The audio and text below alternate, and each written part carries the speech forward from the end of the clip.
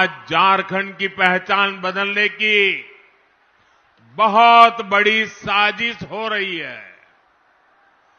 JMM Congress में बाहर से आए घुसपैठियों को यहां का परमानेंट निवासी बनाने के लिए हर गलत काम किए गए। इन घुसपैठियों को उनके लिए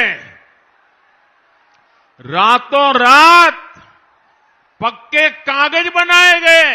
इन घुसपैठियों ने आपसे आपका रोजगार छीन लिया, आपकी रोटी भी छीन ली। और इस पर यहां की सरकार का दोहरा रवैया देखिए।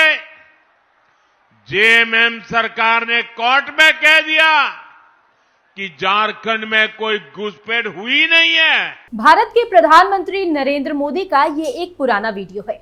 झारखंड में 13 नवंबर 2024 को एक चुनावी सभा के दौरान प्रधानमंत्री नरेंद्र मोदी ने राज्य में घुसपैठ का मुद्दा फिर से उठाया था। उन्होंने जनता को समझाया था कि कैसे राज्य में बढ़ रही विदेशी घुसपैठियों की तादाद झारखंडियों की पहचान बदलने की एक साजिश है और इन घुसपैठियों को बल झारखंड मुक्ति मोर्चा और कांग्रेस से मिला है।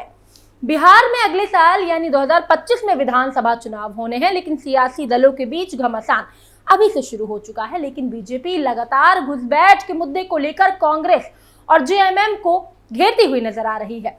विधानसभा चुनाव के लिए बीजेपी प्रभारी शिवराज सिंह ने कांग्रेस पर हमला बोला है। इंडिया गठबंधन की दो प्रमुख सहयोगी दल जेएमएम और कांग्रेस पर एनडीए सरकार क्या आरोप लगा रही है, आज इसी पर चर्चा करेंगे हमारी स्पेशल स्टोरी में। नमस्कार, मैं हूं आपके साथ प्रियांशु मिश्रा और स्वागत है आपका हमारे खास प्रोग्राम में। कांग्रेस महासचिव और झारखंड प्रभारी गुलाम अहमद मीर ने एक चुनावी रैली में कुछ ऐसा कह दिया जिससे बवाल मच गया और इस पर सियासत तेज हो गई। दरअसल उन्होंने कहा कि अगर उनकी पार्टी सत्ता में आएगी तो राज्य के सभी नागरिकों को 450 रुपए में गैस सिलेंडर दिया जाएगा, फिर चाहे वो घुसपैठिए ही क्यों ना हो। अब बयान को लेकर जमकर सियासत हो रही है। दरअसल बेरमो विधानसभा क्षेत्र के चंद्रपुरा में एक चुनावी रैली को संबोधित करते हुए गुलाम अहमद मीर ने कहा कि हमने वादा किया है कि अगर हमारी सरकार बनती है तो हम 1 दिसंबर से 450 रुपए में गैस सिलेंडर उपलब्ध कराएंगे। यह आम जनता के लिए होगा, चाहे वो हिंदू हो, मुसलमान हो या घुसपैठिए हो। ये झारखंड के सभी नागरिकों को दिया जाएगा, किसी अन्य कारक पर विचार नहीं किया जाएगा। इस पर मुख्यमंत्री योगी आदित्यनाथ ने झारखंड में घुसपैठियों को सब्सिडी वाला सिलेंडर देने का वादा करने के लिए कांग्रेस पर हमला किया। पाकिस्तान के गठन, बांग्लादेश के घटनाक्रम और अयोध्या में मिले अपमान से सबक ले। उन्होंने कहा, कांग्रेस प्रभारी ने हिंदुओं, मुसलमानों और घुसपैठियों को सिलेंडर देने का वादा किया है। भाजपा घुसपैठियों को आतंकवादियों के अधिकार नहीं देने देगी। अब इस मुद्दे ने तूल पकड़ लिया है और एनडीए इसका इस्तेमाल करते हुए कांग्रेस और जेएमएम को घेरती हुई नजर आ रही है। विधानसभा चुनाव के बीजेपी प्रभारी शिवराज सिंह ने कहा कि झारखंड की पवित्र धरती संकट में है। बांग्लादेशी घुसपैठिए आदिवासियों की जमीन पर कब्जा कर रहे हैं। उन्होंने कांग्रेस प्रभारी गुलाम अहमद मीर के बयान पर पलटवार किया है। शिवराज सिंह चौहान ने कहा कि महागठबंधन की सरकार में घुसपैठियों को 450 रुपए का सिलेंडर मिलेगा। कांग्रेस प्रभारी के बयान से स्पष्ट है कि घुसपैठिए महागठबंधन की वोटर्स हैं।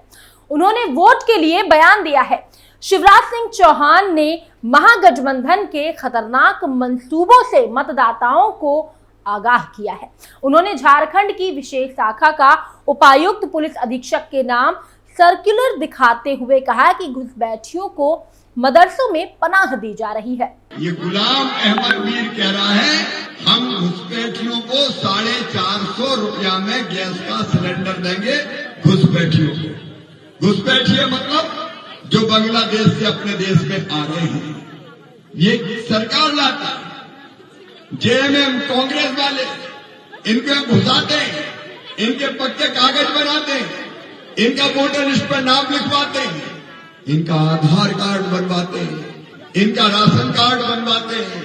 लाखों घुसपैठिए हमारी धरती पर घुस आए हैं। अपने भाषण के दौरान बीजेपी के शिवराज सिंह ने जमकर मीर के बयान की आलोचना की और उन्हें कहा कि वो वोट की लालच में घुसपैठियों का साथ दे रहे हैं। शिवराज ने कहा कि ये पार्टी देश विरोधी पार्टी है जो झारखंड के साथ, उसकी जनता के साथ विश्वासघात कर रही है। शिवराज ने बगोदर विधानसभा सीट पर बीजेपी प्रत्याशी नागेंद्र महतो के लिए प्रचार किया। यहां जनता संबोधन करते हुए उन्होंने कहा कि जेएमएम, कांग्रेस और आरजेडी के गठबंधन वाली सरकार घुसपैठियों को संरक्षण दे रही है। वोट के लिए जनजातीय अस्मिता का सौदा किया जा रहा है। अब इनके पाप का घड़ा भर चुका है। 23 नवंबर को कमल खिलेगा और झारखंड के विकास का सूर्योदय होगा। शिवराज चौहान ने आरोप लगाया कि आदिवासी अल्पसंख्यक बन गए हैं। उन्होंने कहा कि संथाल परगना के कई गांवों में आदिवासी बचे ही नहीं हैं। घुसपैठी आदिवासी समाज का ताना बाना बिगाड़ रहे हैं। आदिवासियों की जमीन, मकान पर कब्जा किया जा रहा है और कांग्रेस और जेएमएम का संरक्षण घुसपैठियों को मिल रहा है। शिवराज ने कहा कि झारखंड की धरती पर घुसपैठियों को बीजेपी रहने नहीं देगी। कानून बनाकर आदिवासियों का घर, जमीन लौटाया जाएगा। उन्होंने महागठबंधन की सोच को देश विरोधी सोच बताया है। चुनाव प्रचार में उतरे शिवराज चौहान ने बीजेपी को वोट देने की भी अपील की।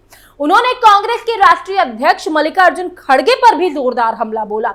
शिवराज चौहान ने कहा कि कांग्रेस ना संविधान समझते हैं, ना भारत को समझते हैं। संविधान बनाने वाले बाबा साहेब अंबेडकर की कही बातों को कांग्रेस खत्म करना चाहती है।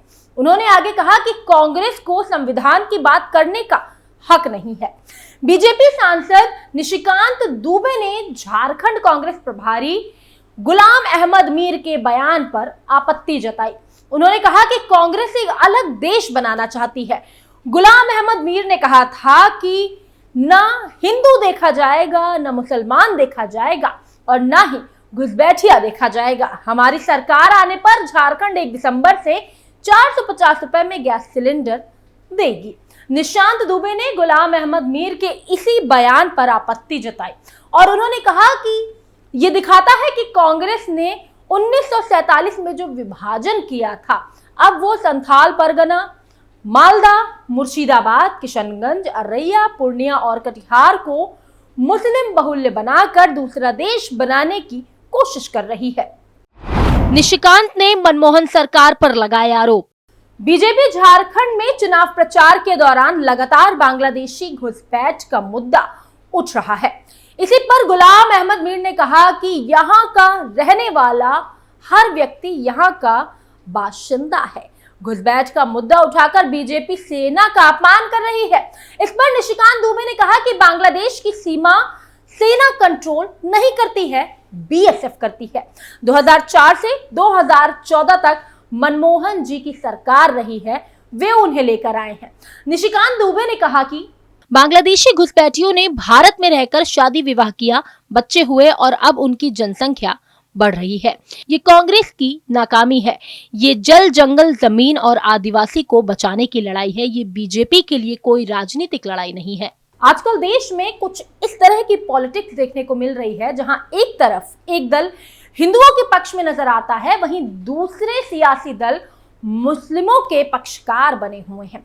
झारखंड के पहले फेज का चुनाव हो चुका है, अब दूसरे फेज की तैयारी चल रही है जिसके लिए 20 नवंबर को वोटिंग होनी है। लेकिन इसी बीच बिहार में भी सियासत गर्म होती हुई नजर आ रही है। इसकी वजह है बिहार 2025 का विधानसभा चुनाव। हालांकि इस महायुद्ध के लिए अभी लंबा समय है, लेकिन फिर भी पार्टियां तैयारियों में अभी से जुट गई है। एमओआई यानी मुस्लिम यादव की राजनीति करने वाले आरएलडी इसी कॉन्सेप्ट पर इस बार फिर से चुनाव लड़ने के मूड में नजर आ रहे हैं। जहां पहले तेजस्वी यादव और लालू यादव गमछा और लाठी लेकर चला करते थे, वहीं एमओआई राजनीति के चलते जनता के साथ साथ खुद भी टोपी पहनने लगे हैं। ध्रुवीकरण तो साफ दिखाई दे रहा है, लेकिन अभी भी बिहार विधानसभा चुनाव में समय है। इस बीच बयानबाजी का दौर और भी तेज होगा। फिलहाल आज की स्टोरी में इतना ही, लेकिन बिहार की राजनीति से जुड़ी तमाम अपडेट्स को जानने के लिए आप देखते रहिए कैपिटल टीवी बिहार। नमस्कार।